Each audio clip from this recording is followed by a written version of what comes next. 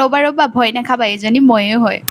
আজি মানে মই অলপ সোনকালে উঠিলোঁ, কাৰণ আজি আমাৰ ঘৰত আছিলেহি আইতা। আৰু উঠি মেলি নিজৰ কাম বন কেইটামান কৰিলোঁ, আৰু তাৰপিছতে এয়া খাবলৈ আহিছোঁ ব্ৰেকফাষ্ট। আজি আছিল ডিম বাদাম, যিটো মই সদায় খাই থাকোঁ, আৰু লগতে মোৰ মোৰ ফেভৰেট ব্লেক কফি। মোৰ ভিডিঅ' ৰেগুলাৰ চোৱাসকলেতো জানা মই কিমান কফি লাভাৰ হয়। আৰু যদি কোনোবাই মোক ফাৰ্ষ্ট টাইম চাইছে তেনেহ'লে চেনেলটো ছাবস্ক্ৰাইব কৰি ভিডিঅ'টো ভাল পালে লাইক এটা কৰি থৈ যাবা। এইফালে কথা কৈ থাকোঁতে মোৰ এটা পাৰ্চেল আহি গ'ল। মোৰ মানে ফেচ ৱাছ খতম হৈ গৈছিল, তাকে অৰ্ডাৰ দিলোঁ, আৰু লগতে এটা মইশ্চাৰাইজাৰো। মামা আৰ্থৰ মিনি ফেচ ৱাছ দুটা মই আকৌ ফ্ৰী গিফ্ট হিচাপে পাইছোঁ। আৰু এই একুৱালজিকাৰ মইশ্চাৰাইজাৰটো যে মোৰ ফেভৰেট হয়, দেখিবলৈ কি ধুনীয়া। পাৰ্চেলটো আনবক্সিং কৰি থাকোঁতে মোৰ হঠাৎ মনত পৰি গ'ল যে মই আগৰবাৰ বিটৰুট পাউডাৰ অৰ্ডাৰ দিছিলোঁ, যিটো মই আজিলৈকে ইউজে কৰা নাই। সেইকাৰণে আজি গোলাপ জলৰ লগতে এনেকৈ মিক্স কৰি ফেচ পেক হিচাপে ইউজ কৰি চাইছোঁ কেনেকুৱা বা হয়। মই যে অলপো ৱেষ্ট হ'ব দিয়া নাই, বাকী থকাখিনি হাততে ঘঁহি ল'লোঁ। এই সোপা লগাই লৈ মোক যে দেখিবলৈ একদম ইনচিডিয়াছৰ লিপষ্টিক ডিমানটো নিচিনা লাগিছে।